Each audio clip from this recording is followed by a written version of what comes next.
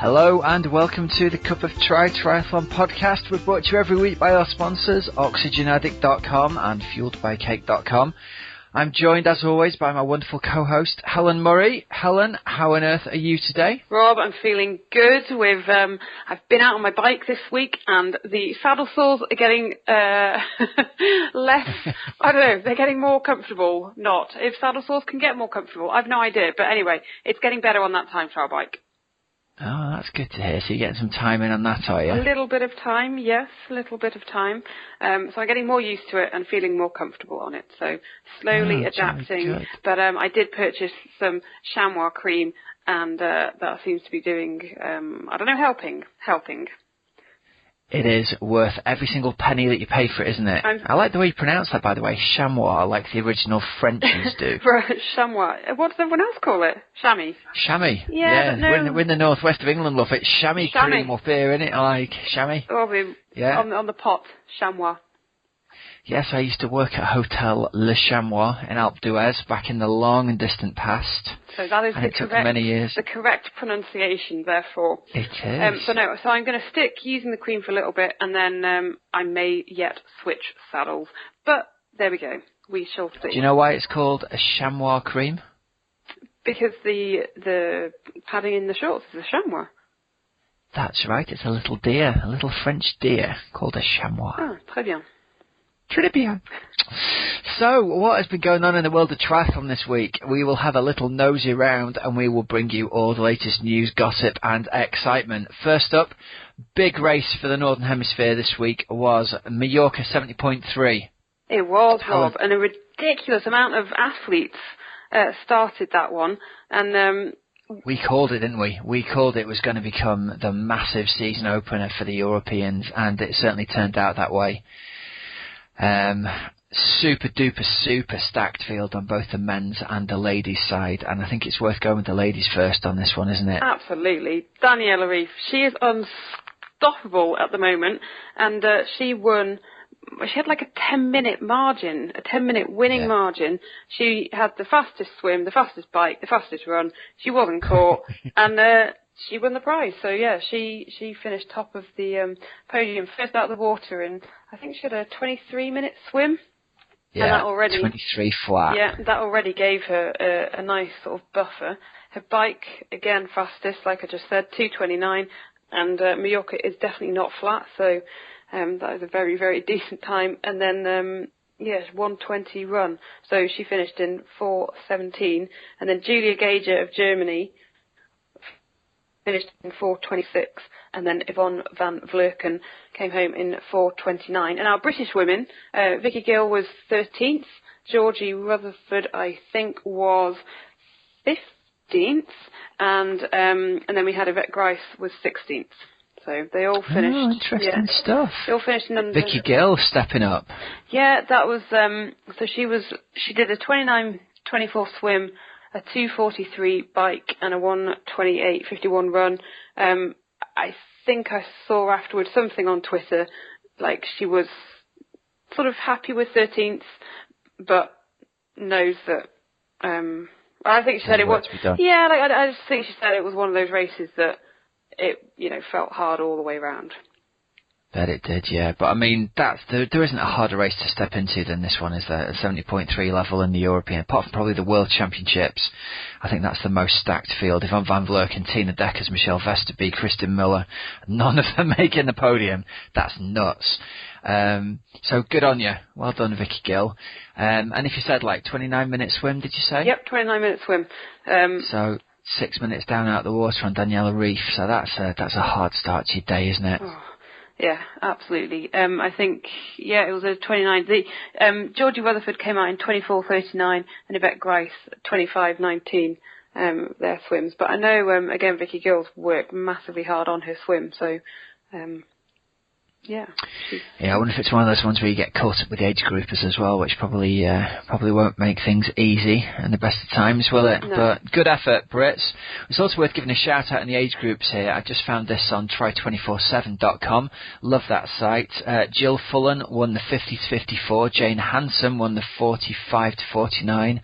And Jo Haley won 35-39. So Well done. Good stuff. Winning your age group at a race like that is no shabby feat at all. And so good stuff. There was another great performance as well from another Brit, David McNamee, his first Ironman 70.3 podium. He got in third place, just scraped in under 4 hours. He did 3:59.43. He finished with a 1:13 run. So he did really, really well. And I think, as we were saying last week, if he could get a good performance in, that would give him a really big confidence boost. First place was Andreas Dreitz. Patrick Nilsson of Sweden was second, and then David McNamee in third. So, yeah, great performance there from David. He beat the likes of Ivan Rania and Jan van Berkel, so he'll be chuffed with that. Yeah, that's a serious Studley performance, isn't it, right there? It's worth giving a shout out here to Dreitz because he's put down a 2:10 bike split on that course, which, if people don't know it, includes like a 20-kilometre uphill and then a technical windy downhill as well, where it's not exactly free speed. So that's just phenomenal. He was 7 full minutes clear of the entire rest of the field, and it sounds like he strolled in on the run. He ran like a 1:19, and the guys behind charged through running like 1:12s and 1:13, so he pretty much did enough to win by 2 or 3 minutes. David McNamee there's run 1:13.31. So he's only lost out to Patrick Nielsen by sort of 35 seconds or so. So it sounds like they had a right good old battle on the run. But that's a seriously good performance by him. And I think it underlines the strength of his idea to go to 70.3 racing now, because if he can place third there, could be a win somewhere on the card somewhere soon, I think. So well done, David. Definitely. And he should look at, say, a Will Clark for inspiration, I think. And just remember that it may not happen overnight, but he will definitely, he will get there. So definitely got the seed to do it. I wonder if he's going to come and race the old hometown race of 70.3 Staffordshire in a month's time. Well, there's a big name on that start list, isn't there? Javier Gomez has announced that he will be racing at the UK 70.3 in Staffordshire. That's massive news for organisers. A real coup. They must be, when they found out, they must have been absolutely wetting their pants with excitement. In terms of publicity and everything like that, it will certainly get a bit more interest than just saying that, Gordon Ramsay's going to be racing.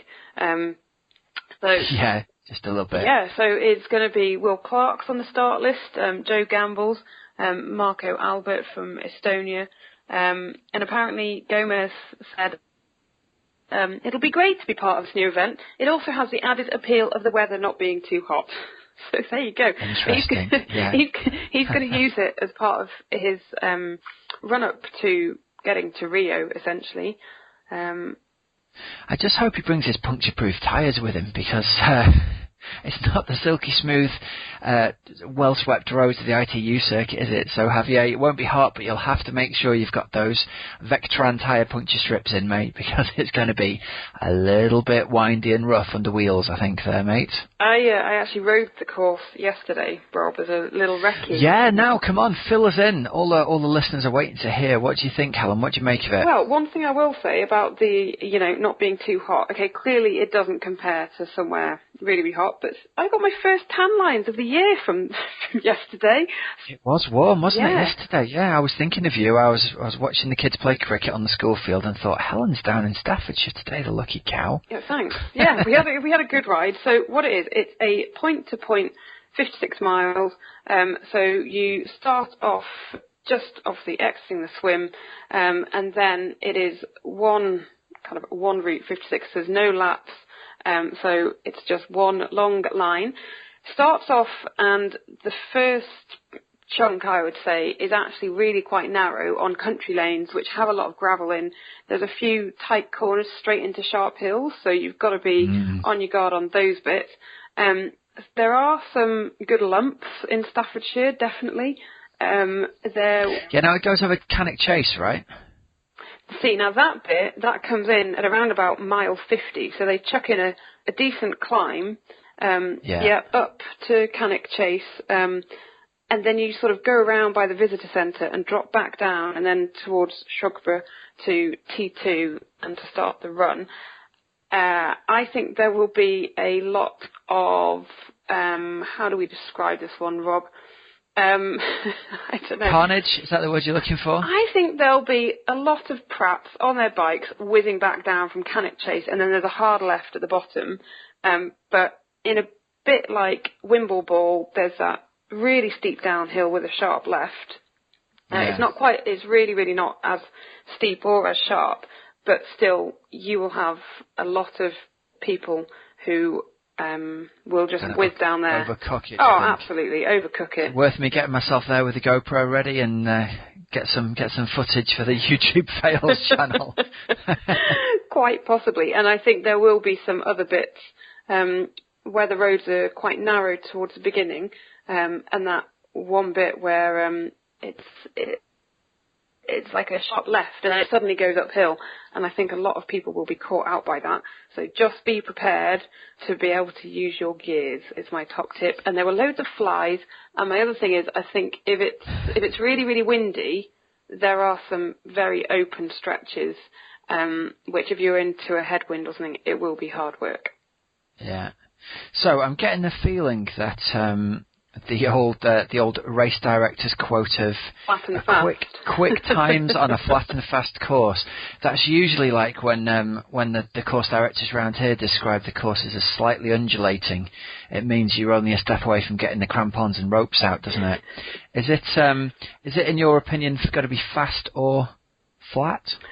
I'd say it's definitely not flat, but I think they'll have some decent times on there. Well, because it's point to point, you can never tell what the overall sort of height gain differential is, can you? No. And it doesn't feel like it at the time, but I don't know if you'll remember this. The longest day iron distance triathlon, which used to be held around the area, was a point to point ride, and it felt up and down as you rode it. But when you saw the profile afterwards, there was sort of a net height loss across the course, so it ended up being quite quick, although at the time it didn't really feel it. So I wonder whether that might be the case on this one. We should have a nosy at your Garmin file and see what it looks like, because that might be the deciding factor. And things like the prevailing wind, if it's point to point, might blow you all the way there, or you might be into a headwind for the majority of the way there. That's it. It was definitely, it's beautiful though. I really enjoyed it. And I came away thinking, yeah, I think that is actually going to be a decent course for everybody. Yeah. And in terms of support, there's not going to be that much out there because a lot of it was on rural, narrow lanes. And because you don't sort of come through anywhere like a transition, I don't think there'll be a whole heap of people cheering. Interesting logistics-wise, 2,700 starters on a point-to-point race. It's going to be quite some feat, isn't it? Getting all the bits and bobs back and forwards. I think it's going to be good, though. I'm looking forward to the fact there's a 70.3 in the UK, smack bang in the middle of the country, easily accessible for everybody. Love Wimbleball, but it's pretty much, the only place in the country where the mobile phone doesn't exist, apart from my house at the moment. So yeah, I think it's going to be good. Now, I've heard a rumour that as well as the aforementioned Mr. Gordon Ramsay, do you know who else is racing from the celebrity world? Well, Danny Mills and Jonathan Ross. I think you're probably thinking more about Jonathan Ross. Jonathan Ross? Whoever would have had him pinned as a wannabe triathlete?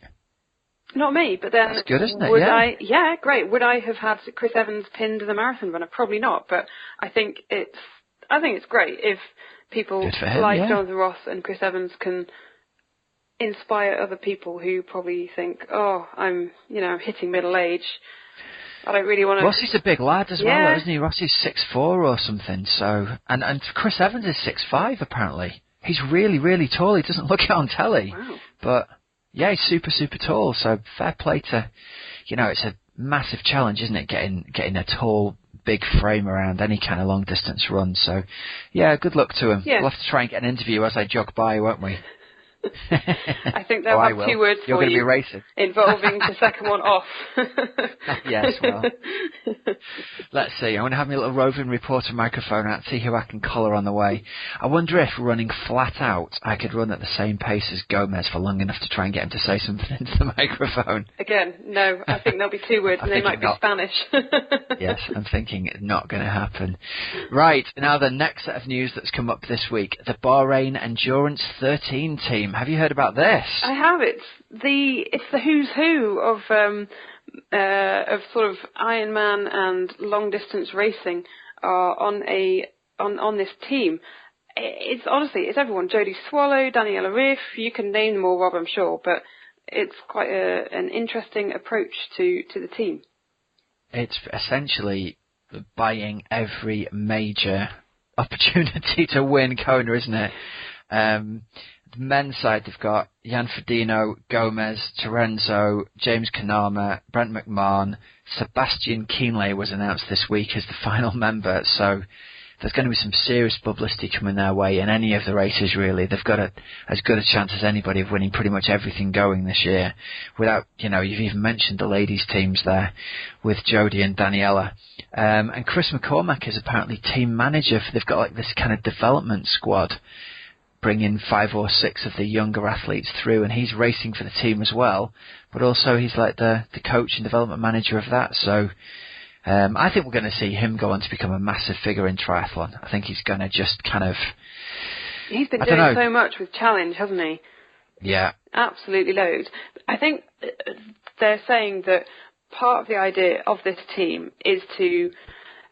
essentially, they're going to share a percentage of the winnings amongst each other, but also some of the money is going to go back into developing triathlon in Bahrain. And I think it's quite interesting that, we saw the Challenge Bahrain earlier this year, and just the way that the athletes were treated, and I think it is definitely an area which has a lot of money, but if you can develop the sport there, that can only be a good thing. Yeah, it's interesting you mentioned that, because I coach a guy who lives over there, not actually in Bahrain, but in UAE, and we've been having some conversations on Skype recently, and he's been saying it's too hot to train there any time after 6 a.m. in the morning.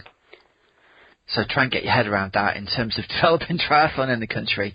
You physically can't train between now and the end of the summer outside after 6 a.m. in the morning because it just gets to above 35 degrees centigrade. Oh, way above. It's more like 50. Yeah, it's just not so temperatures out there. So, but good to see them putting some money into the sport and into sports development in Bahrain in general. And it'll be interesting to see whether it's a long-term thing or whether it ends up a bit like Try to Buy from a few years ago, where it was 2 years or 3 years worth of being the biggest team, buying up the biggest athletes, and then just kind of see you later, Sam, and off they all go. Yeah, one thing I would say about you saying not being able to train after 6 a.m. is that they're having a World Cup there, okay? They have the money.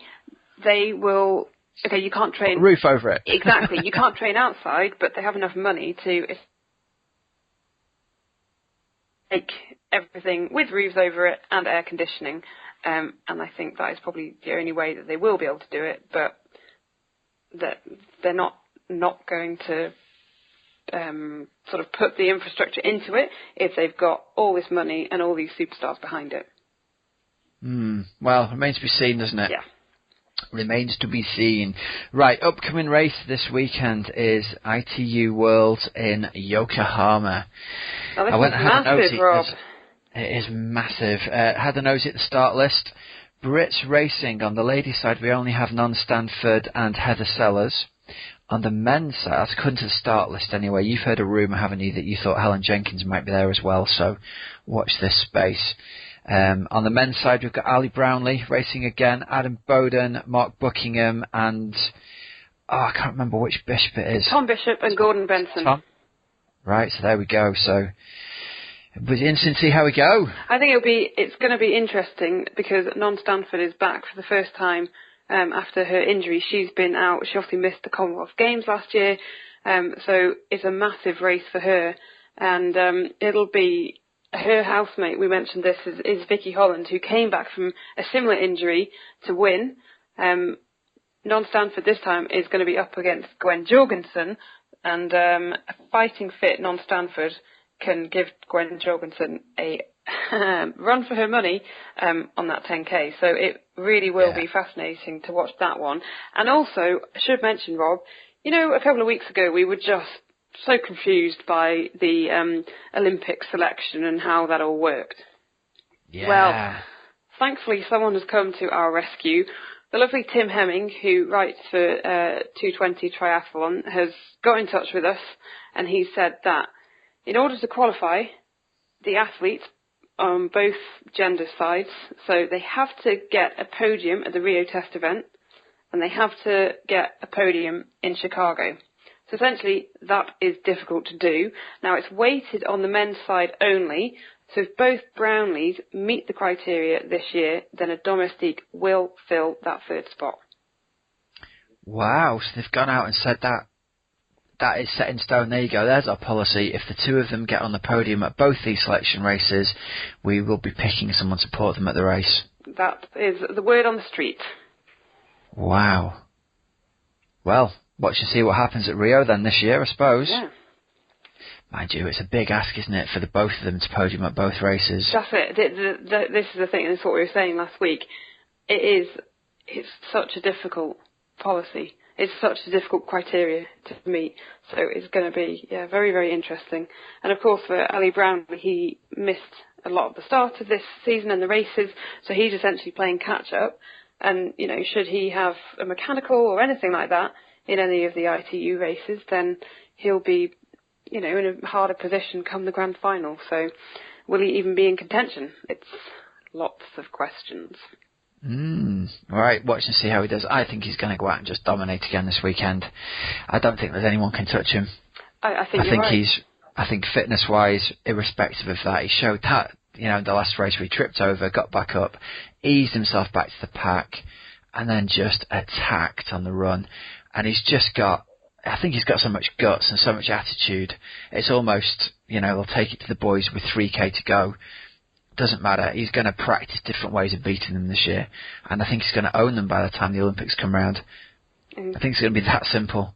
They are absolutely incredible. So it's fun year ahead. I want to see them race head to head. That's the thing. I want Johnny and Ali going at each other head to head this year. Let's see some of that. That's where the real race is going to happen. Well, I did see a picture on Twitter, and both Brownlees were in Japan. Really? Yeah. Maybe it's just me misreading the start list then. I had a pretty good look, but I could only see Ali on the start list. I'm with you. Me too. So we'll see. Maybe it's just gone to mess with their heads. Am I going to race? Am I not? You have to wait and see. Oh, well, that's good. It's good to know the criteria. Thanks very much to Mr. Hemming for getting in touch. We appreciate that. Now, if you can explain the difference between the ITU World Cup and the other ITU events, all the better. All right, it's all good. Right, now listen, let's move on to this week's interview. Had a wonderful chat here with our friend Rhiannon Henry. Now, I had the pleasure of being introduced to Rhiannon by Helen. Rhiannon came down and did a talk at our Tri Club Christmas function a couple of years ago. She's a wonderful, wonderful athlete. Great interview we've got lined up with her, Helen. She is a super duper lady, and I just hope everything goes really well for her this year, and we can see her. She gets herself healthy and injury free to the start line at Rio. That'd just be wonderful. Definitely, and we should say, Rob, that this is a girl who comes from a swimming background originally. I'm sure we're going to hear all of this coming up, but comes from a swimming background, switched to cycling, and has now switched to para-triathlon because the sport is going to make its debut at the Rio Olympics. Yeah, absolutely. All right, so listen, we're not going to come back on the air after this one. We're going to play the interview through, and then we're going to finish the show there. So thanks very much for listening. Stay around to listen to Rhiannon Henry's interview. But until next week, I have been Coach Rob Wilby. And I'm Helen Murray. And you've been listening to the Cup of Triathlon podcast. Stick around and listen to Rhiannon, and we'll catch you next week. Cheers now. Rhiannon Henry, welcome to the Cup of Triathlon podcast. How on earth are you today? Hi, I'm fine. Thank you for having me on. Oh, thank you very much for coming on the show. We really appreciate you taking the time. And what I've just found out is your rest day, and you get to have a little bit of a lie-in, so you're ruining your lie-in for us to come on the show. So thank you very much. That's fine. Right, so listen, Rhiannon, what we always do is we start off by asking our famous interviewee essentially what they're famous for. Imagine people had never heard of you before. Tell us a little bit about your story and how you've ended up in triathlon, essentially. Okay. Well, my name is Rhiannon Henry, and I spent most of my sporting career as a swimmer. I've been to 3 Paralympic Games as a swimmer, and now I'm hopefully going to make my 4th one in my 3rd sport in triathlon.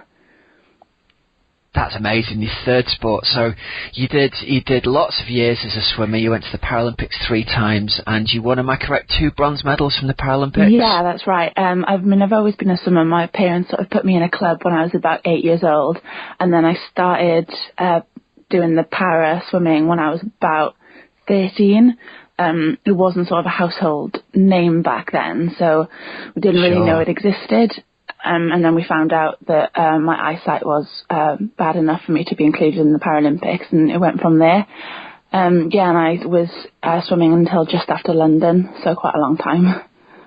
Right, so you were a dedicated swimmer up until just after London. Yeah. And London was a bit of a disappointment, wasn't it? You came away without a medal there, unfortunately. Yeah, I did. I was 0.1 away from a medal in the 100 free and just over a second in the 200 medley, so it was quite a disappointment. But 2 years before, it breaks your heart, doesn't it, to miss out so closely. Yeah, about 2 years before they make the decision on what para events are going to be in the program, and my 2 main events were taken out. So it was 2 years before the games where I was like, had to make the decision, right? Do I keep going, or do I, take a step back? But I figured I was still ranked, 4th, 5th in the world in those events, so I should still give it a shot. But I only managed a 4th place, which was, very disappointing. Disappointing for you. And do you think the fact that you knew in ahead of time they'd taken it out of the Olympics for the next Paralympics, did that affect the way you thought about it going forward, do you think? Yeah, because my heart was I was a butterflyer, so my heart was in the 100 fly, and my second best event was 400 free, so to then have to switch to 100 freestyle, which I'd never trained for, I just sort of done it as an extra event. It was quite, my head had to be in a different place when I was training, really. Yeah, of course, yeah. And it's also worth mentioning at this point, you've been very humble. You are a multiple world and European medalist as well, aren't you? Yeah, maybe. Don't say maybe. You're talking to a guy who's sitting here who takes part in like local triathlon, so you get to be proud of the fact you're a multiple world and European medalist, Rhiannon. So you then went from the disappointment of London. You then decided you're going to have a crack at another sport, and you got to try cycling, didn't you? Tell us how that came about. Yeah, it sort of came about. I guess when I was in the village, I was really disappointed with how racing had gone, and as you know, you've probably heard of Jody Cundy. I'm pretty good friends with him just because he was on the swimming team and then switched over to paracycling. And he sort of said as a joke, like, oh, you should come get on the back of a tandem, you'd be great. Like, just give it a go. But, just sort of took it as an off-the-cuff kind of remark. And then a couple of months later, he messaged me and was like, look, if you are serious, like, if you do want to give it a go, then I can sort it out for you. So, he put me in touch with the head coach at cycling.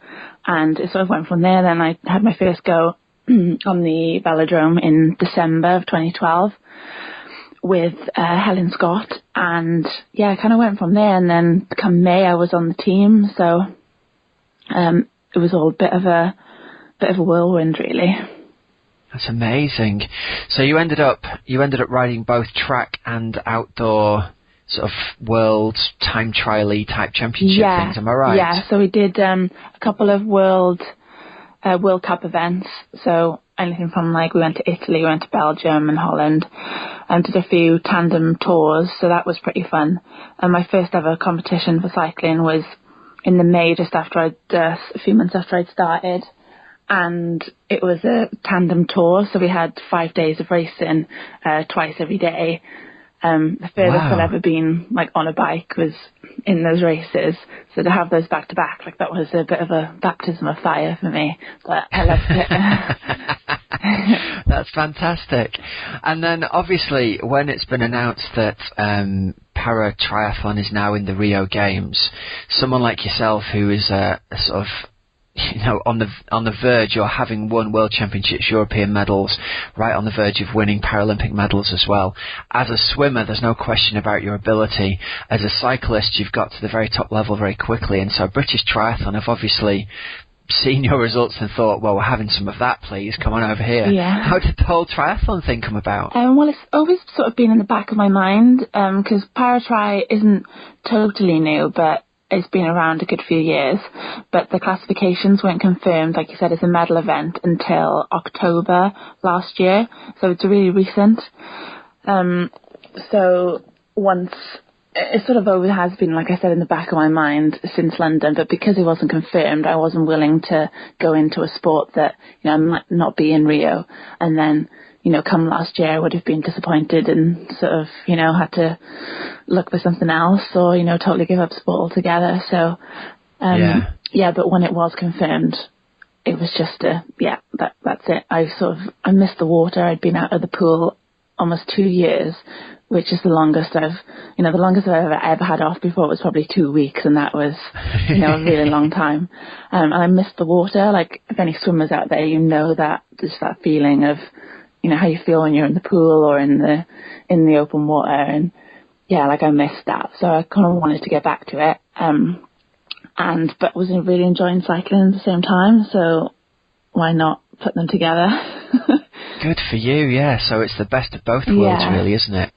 So firstly, I've got loads of questions regarding this. As a visually impaired athlete, presumably all of your cycling training has to be done either on a tandem with a guide or on the turbo trainer or something similar, or watt bike or something like that. How often do you get to ride outdoors in a stand-and week? Yeah, it varies. I mean, on a good week, I'm out 3 times in the week, possibly 4.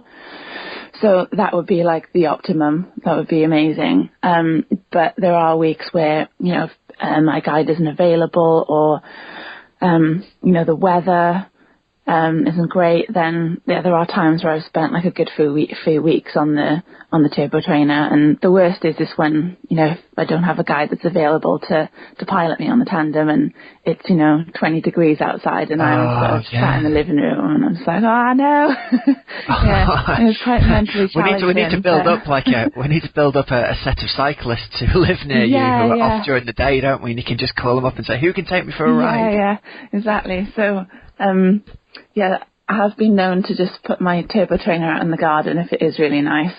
Get a bit of sun as well. That makes it somewhat easier. Good for you. Yeah, I used to do exactly the same thing when my son was little, and I was on babysitting duty during the day, and I'd have my turbo set up in the garden. Yeah. And he'd go to sleep up in the bedroom, and I'd get on the turbo outside. So good for you, mate. Are you paired with the same pilot all the time? I know you raced with Nicole Walters, didn't you, in the ITU World Cup in South Africa, which we've also neglected to mention you won your first para-triathlon ever. So your first ever triathlon, you won a gold medal in South Africa in the ITU World Cup. That must have been, talk about another baptism of fire, getting thrown straight in as your first race. Yeah, and it was a sea swim as well, so it sort of added to the, kind of unpredictability and toughness of it, really. But it's a good thing.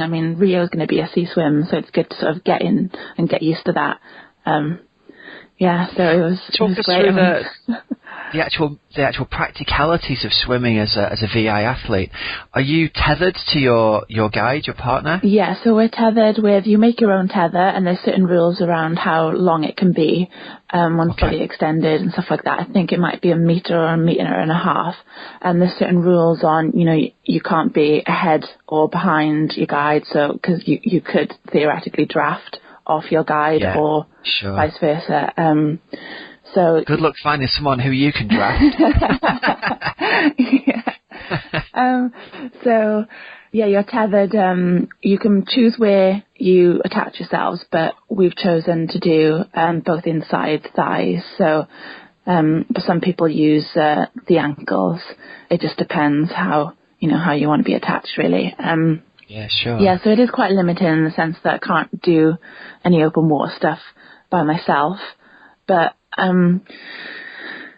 I'm really enjoying it, and Nicole's really great, and I know swimming was probably one of her I want to say weaker. She's a strong triathlete, like all-rounder, but her main strength is the cycling, and she's a very good runner as well. So I know she's been, since she's sort of heard that she'd be paired with me, I thought she might be paired with me at the end of last year. She's definitely been working a lot on her swimming, because she knows that, if I've got a certain swim time, then, if she's not able to keep up, then it's just going to, affect our performance. But in the past, she's been paired with the other girls in the squad whose swimming was their weakest one anyway, so she didn't need to be any quicker. But so it's been an interesting couple of months. I bet, yeah. And give us a rough guide. How, I'm presuming it's Olympic distance that you race over. No, it's a sprint distance. It's sprint, so 750, 20k, 5k. Yeah, that's right. And how fast will you looking to cover the 750 metre swim? What sort of time would you come in, do you think? My target is to match the kind of elite junior top level women. So sort of 9 minutes kind of target. Yeah, but it all depends. My ability is, as an individual swimmer, if you're in it's going to be quicker, but because you're tethered, that it probably will slow you down a little bit. Yeah, so we're looking at sort of, maybe high 9 minutes, something like that. Right, okay. Wow, that's for Nicola, for Nicole, that's a real sort of, it must be super exciting for her to know that she's racing with someone who's a potential gold medalist there, and to sort of push her on to raise her game in the swimming. Yeah. That's fantastic for the pair of you, isn't it? Yeah, it's really exciting. And as she said to me, she was like, I've been really good. I've been swimming every single day since I know I've been paired with you, because I need to up my swimming game. And awesome. Yeah, so it's really good. So you guys come out of the water together, you get onto the tandem together, you've got your 20k course, which presumably the technical element of handling the bike on what at Rio is going to be quite a technical course, isn't it? That's got to play a big part in your success in racing as well, I'd imagine. Yeah, definitely. Nicole is an absolutely great bike rider. She's got a really strong background in cycling by itself, so definitely in safe hands. And all the other girls, like even if I'm not paired with Nicole, like all the other guides, they're all really great on the bike, so there's no worries there. No, there's going to be quite a lot of dead turns in Rio, so getting some courses in before then to really practice that is going to be key. Yeah, of course. And the big question for all ex-swimmers, how's your running? Oh, it's getting there. It started off like when I did my testing for my sort of talent ID with the triathlon squad in maybe November last year. It wasn't great, but I've been kind of working on it slowly but surely. I think the key was to not smash it too soon. Obviously, being a swimmer, I have pretty soft bones and I'm just not used to the impact. So it did have a little bit of a blip. I want to say injury, but it wasn't, it's not something that's going to hopefully come back. But a bit of, I got a bit sidetracked, let's just say. Of course. It can often be an issue for swimmers, can't it? And the fact that the impact is something that, although you've got this massive engine that's been conditioned in the water for thousands of hours, the actual chassis of your body, if you like, isn't quite as robust as you'd like it to be. Yeah, exactly. But we took it as a blessing in disguise. It happened pretty early on, like the end of November, so it took me until beginning of January to be running again. But we kind of took it as a blessing, like I said, and just kind of stripped everything back and really kind of built my strength up from scratch. So I was doing all the boring kind of prehab exercises. I've been doing all of those, but it's definitely been worth it because I'm a lot stronger for it now. So kind of glad that it happened, really. Good. Putting in the gym work. Yeah, exactly. Putting in the beach work, as Colin Jackson used to say. Yep. So in terms of looking forward to Rio, how many races are you going to get in on the sort of ITU World Para circuit, if you like? How many races will you have this season and in the lead up to the race to give you a good feel for, because obviously we can't say after one race, you're the favourite for gold. Yeah. So how many races will be in the build up? Well, my next race is going to be in Llanelli. on the 16th of May. That's not an ITU event, but it's going to be our trials for Europeans, Worlds, and there's a test event in Rio as well, the beginning of August. So that is just an amazing opportunity to get over there a year before the games. So all depending on how I do with that trial, it kind of shapes the rest of my calendar year. So at the moment on the cards, it's going to be the London event, which is at the end of May, and then hopefully the French triathlon, which is the beginning of June. So, yeah, and then depending on when I qualify for Europeans, etc., it'll, depend if I do any other ITU events that year as well.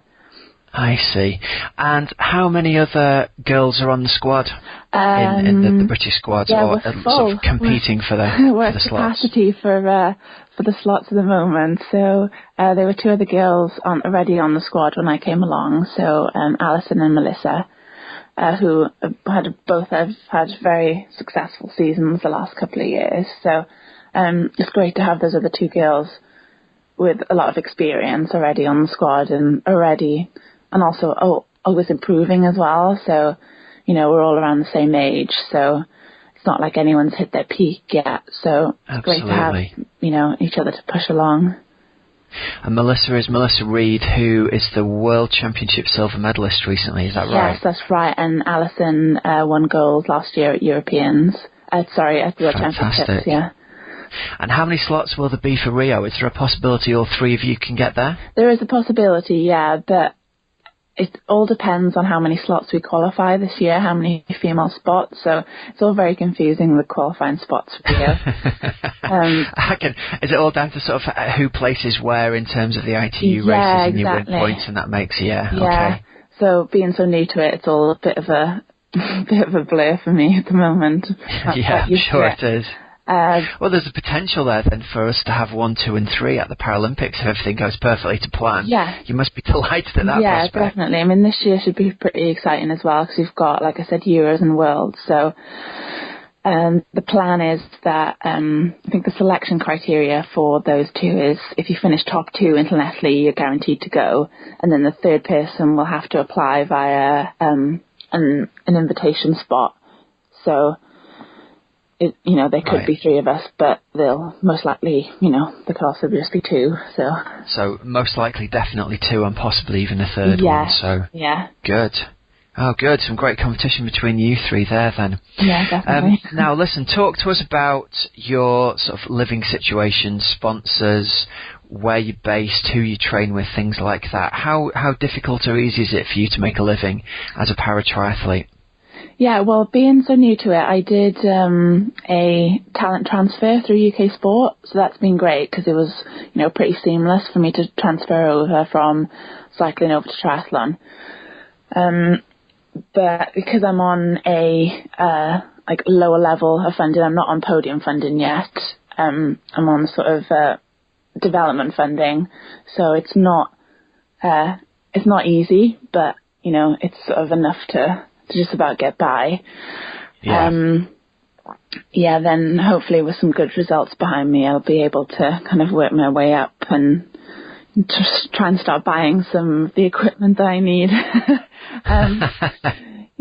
Well, in terms of that, how much of that are you going to have to fund yourself in terms of equipment for racing, things like bikes and helmets and running kit and everything that goes with triathlon?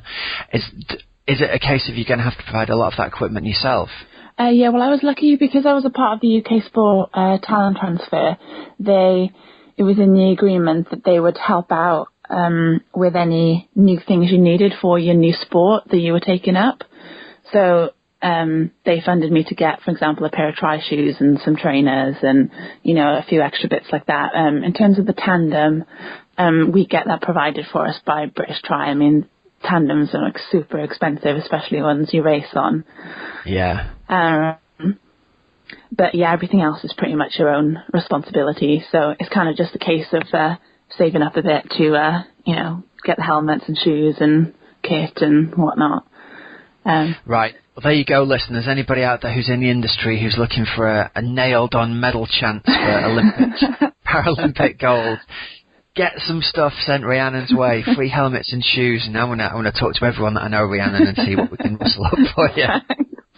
Do you work as well, or is it basically a full-time training gig, training for the three sports? No, I'm full-time. So, like, our training hours are pretty extensive. So, if I was to work as well, you know, I wouldn't be fulfilling my criteria really through UK sport. So, no one would be happy.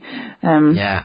And of course, it's difficult enough finding the 20 to 40 hours a week to get the training in and all the travel, even as an able-bodied athlete who can get themselves around. Yeah. The added challenges for you, of course, of matching up your schedule with someone to train on the bike must be a real challenge. Yeah, it is quite difficult. But I mean, you just have to, you know, take it for what it is, really. And, you know, I'm grateful every time I get out on the road. So. That's brilliant. Yeah. Are you living in Loughborough? Yeah, I'm living in Loughborough, so I'm based at the triathlon hub here, but I'm actually going to be moving next month back home to Wales. So I'm going to be moving to North Wales, so pretty close to your area. Oh, brilliant. Yeah, so it's been great to be based here as my kind of introduction to triathlon, but sort of the setup here, you know, it's not perfect for what I need, so I'm going to be swimming and training over there. Yeah. So if you ever want to come over to Knutsford, you have an open invite to all of our sessions. I'm making a call right now. If any of the committee members are listening, you get free access to all of Knutsford Tri Club sessions from now on. Thanks. We're sponsoring you, Rhiannon. Right, listen, the last thing I want to talk to you before I let you go, I always ask people on the show, what are the things that we can learn from the highest achievers in sport, be it your daily routine, your repeatable week.